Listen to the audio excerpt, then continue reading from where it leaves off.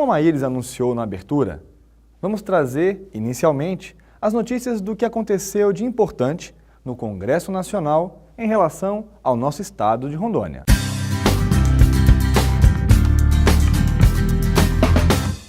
Valdir Raupp, que além de senador, é presidente nacional do PMDB, tem conseguido boas vitórias para o nosso estado e se esforça com sinceridade para atender às demandas, conforme podemos comprovar na sua entrevista em Brasília. Como é que estão suas ações em relação a essas enchentes que estão afetando cada vez mais a população rondonense? Nós vamos trabalhar muito forte aqui em Brasília para também reconstruir após as enchentes baixarem, além de dar dignidade às famílias que foram atingidas, reconstruir todo o estrago que as chuvas e as enchentes fizeram em Rondônia. Não vai ser tarefa fácil. Estima-se que foi um prejuízo de mais de R$1 bilhão para o estado de Rondônia. Mas o governo, tanto as prefeituras quanto o governo do estado, decretaram o estado de calamidade pública, algumas menos atingidas, estado de emergência, e as mais atingidas, estado de calamidade pública. Isso vai facilitar a gente trabalhar numa medida provisória. Eu espero que a Presidente da República possa emitir uma medida provisória para reconstruir todo o estrago que as chuvas causaram em Rondônia. Senador, a reclamação mais insistente hoje são as questões das aulas, né? As escolas não reiniciarem as atividades e os alunos estão em barracas. Como é que o senhor está tratando esse assunto aqui em Brasília?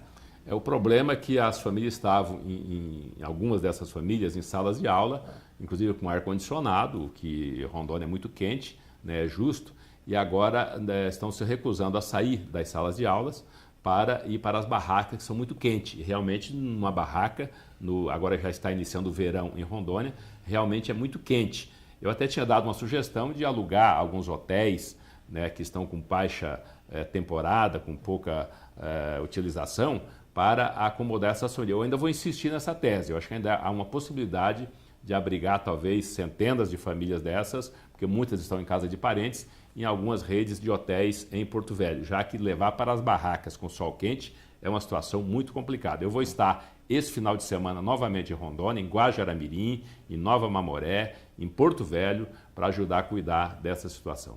E aquela sua proposta de perdão das dívidas dos produtores rurais? Porque houve prejuízos e prejuízos grandiosos. Nós trabalhamos com o perdão da dívida, no primeiro momento com o alongamento da dívida, a prorrogação da dívida. Ninguém vai poder pagar as suas dívidas, estão hoje desalojados, com as suas produções completamente destruídas, né? Aqueles pequenos comerciantes também da beira do rio, o pequeno empreendedor de uma agroindústria, de uma pequena agroindústria, fabricava uma farinha, uma polpa de fruta, ou pescava o peixe, enfim, tudo isso acabou, né? Tudo isso acabou. Agora nós temos que reconstruir a vida dessas pessoas. Então o Banco da Amazônia, o Banco do Brasil, a Caixa Econômica Federal e outras instituições devem, por obrigação, prorrogar de imediato essas dívidas e depois trabalhar, quem sabe até num perdão, se essas famílias estiverem enfrentando dificuldade. E a presidente Dilma, quando esteve em Rondônia, dentro do avião, estava o Jorge Viana, que é ex-governador e senador do Acre, junto com a gente, disse assim: olha, a ZPE do Acre não vai virar. A ZPE de Rondônia, de Porto Velho, vai virar por causa do rio, por causa do porto do Rio Madeira. Então isso foi uma conversa muito interessante, né, alentadora, porque ela disse assim: a ZPE de Rondônia vai virar, a do Acre não vai virar porque não tem logística. Então Porto Velho, Rondônia, está num centro de logística, por isso eu acredito num grande polo industrial, com energia farta que vamos ter em Rondônia, exportando para outros estados, com as nossas estradas reconstruídas, recuperadas, e a nossa hidrovia também do Rio Madeira e o nosso porto, que tudo isso é muito importante para o desenvolvimento de Rondônia. Senador, dentro dessa logística, como é que tem a sua proposta de exportação de carne do estado para a comunidade europeia? A carne de Rondônia já é exportada para os países da América do Sul, para a Venezuela, para o Peru, para a Bolívia, enfim, para o Chile, já é exportada para os Estados Unidos, e agora a União Europeia também já está fazendo a inspeção para exportar, porque é uma carne sadia, né, porque há muito tempo nós não temos mais febre aftosa em Rondônia, logo então Rondônia estará exportando para o mundo inteiro. Então vamos produzir cada vez mais para exportar cada vez mais. E o deputado federal Amir Lando, em sessão de comemoração e lamúrias sobre a Revolução de 64, mostrou que não tem nada de pusilânime e nem de simulado, como o deputado que antecedeu, Natan Donadon. Nessa sessão, que ele mesmo presidiu, mostrou que continua com a mesma postura e autoridade de quando senador, chegando a relembrar pela atitude o seu papel histórico como relator do impeachment de Collor e primeiro presidente do Mensalão, que limpou um pouco o Brasil, 2 marcos da moralidade nacional.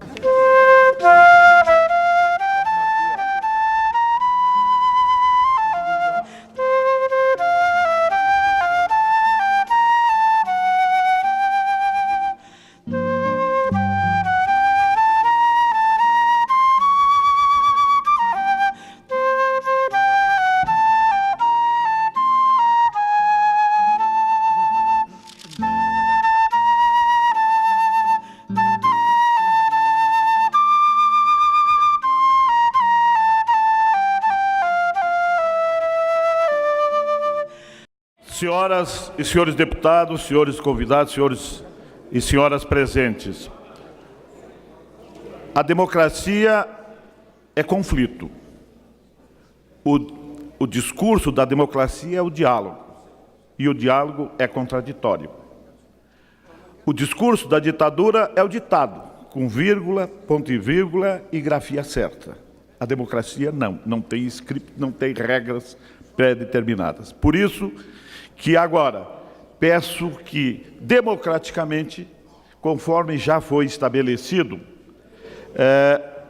concedo a palavra ao nobre deputado Jair Bolsonaro, pelo PP, e, conforme já estabelecido, ele tem tempo similar à autora do requerimento. Senhor presidente, respeito Vossa Excelência, mas eu estou sendo discriminado no tocante a faixas e o cartaz daquela senhora. Mas vamos em frente. Eu peço ao plenário que não vire de costa. Senão tem que sair do plenário. Senhor presidente, quanto a ordem do regimental, sob pena de terem que sair do plenário. Eu acho que é uma questão de desrespeito. Eu peço a compreensão ao regimento, àquilo que já está prescrito. Quem não quiser ouvir, tem o direito de se retirar. Mas de costa não posso continuar a sessão. Senhor presidente, da minha parte, fique à vontade, presidente. Onde é que se suspende? Deixa. Eles vão ouvir. Eles não podem deixar de me ouvir, presidente, pode ficar de costas. O que interessa é que vão ouvir umas verdades. Vão ser torturados com algumas verdades aqui. Vão ser torturados com verdades. Deixem de costa, presidente, por favor. Eu não sabia que eu era tão importante assim.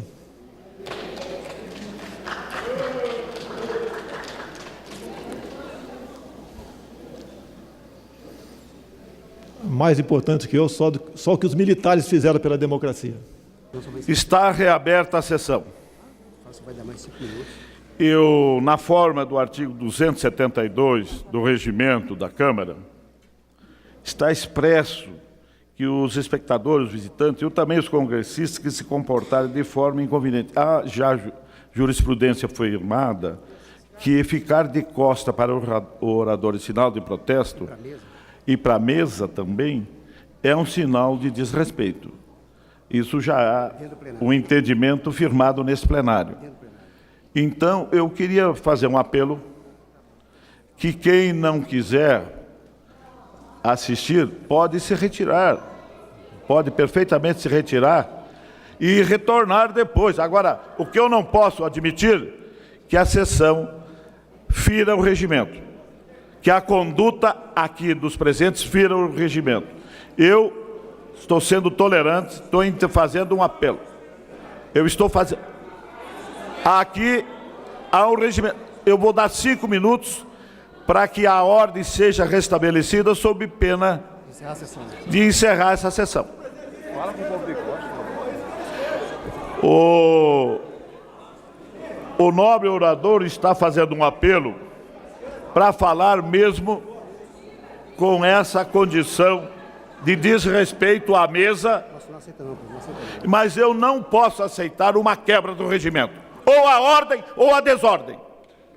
Ou a democracia, ou então esse discurso que é do jeito que se quer, que é a ditadura. Eu não aceito. Aqui estou sendo democrático. O entendimento foi feito entre as partes, que cada um falaria. Todos foram ouvidos e todos tiveram oportunidade de se manifestar. Se não houver a ordem, realmente eu vou encerrar a sessão. Olha, eu admiti cartazes Olha, a senhora, por favor, não é deputada, não tem direito à palavra.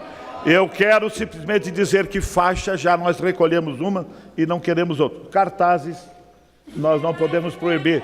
Pede para baixar os cartazes, Eu peço agora para baixar os cartazes para que a sessão transcorra normalmente. E não vou admitir quem não observar a ordem, vou mandar retirar do plenário. Eu peço que todos se comportem, sobretudo quem não é parlamentar tem regras mais rígidas do que os parlamentares. Muito obrigado. Reabro a presente sessão. Eu vou conclamar mais uma vez os presentes. Eu sou democrata. Eu sou democrata. E tenho, sobretudo, conhecimento que a democracia é conflito. Assim me ensinou o filósofo Heráclito. Se não houver aqui um entendimento, não posso prosseguir esta sessão com uma situação desrespeitosa. Então, eu vou, infelizmente, a intolerância daqueles como eu, que defendeu a democracia nas ruas enfrentando a ditadura, como eu, que foi para a Amazônia e lá tive que, inclusive, me demitir do serviço público por pressão da ditadura. Eu, mais do que ninguém, também presenciei todos esses fatos. Tenho 70 anos. E convivi todo esse período e ninguém vai me ensinar lição de democracia, porque eu tenho convicções. A democracia é muito mais do que o protesto. A democracia é, sobretudo, aquilo que eu falei, o diálogo. As partes têm que ouvir as outras. Se não quiserem ouvir, que se retire. Se não tem solução, eu agora encerro a presente sessão. Está encerrado.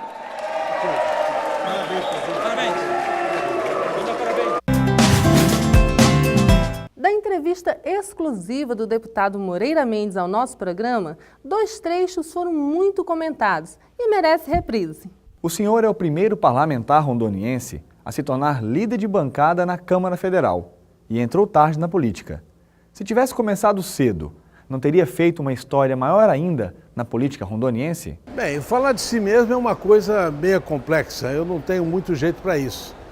Mas quero dizer que o que me faz diferente da maioria dos políticos na Câmara dos Deputados e também no Senado, por onde passei, tenho a sensação de que é exatamente esse meu comprometimento com as coisas, com a seriedade, em levar a fundo tudo aquilo que faço, ser determinado, ter posição, ter clareza e ser o primeiro político rondoniense a liderar um partido, para mim é uma honra e eu quero repetir aqui o que disse quando tomei posse como líder do partido, que eu queria dividir aquela alegria, aquela responsabilidade com o povo de Rondônia, que afinal eu estou no Congresso Nacional, na Câmara dos Deputados, por conta dos votos que recebi da população de Rondônia. Que a liderança do PSD na Câmara Federal significa para os interesses do nosso Estado? Mas eu penso que, com a projeção que a função dá ao parlamentar, com o espaço que a gente consegue na mídia nacional,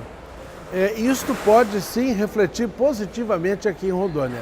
E eu tenho feito isso com muita determinação. Ocupo os espaços destinados ao líder do partido, sempre procurando levantar alguma questão que, direta ou indiretamente, atenda os interesses aqui do nosso Estado em Rondônia. A propósito da minha condição de líder, apresentei uma emenda num projeto que tramitava, numa medida provisória que tramitava, pendurei lá um jabuti e aprovei. O relator acatou e foi aprovado no plenário uma emenda que torna impositivo a liberação do recurso em caso de calamidade pública. E o assunto agora está no Senado e tenho certeza que vai ser aprovado.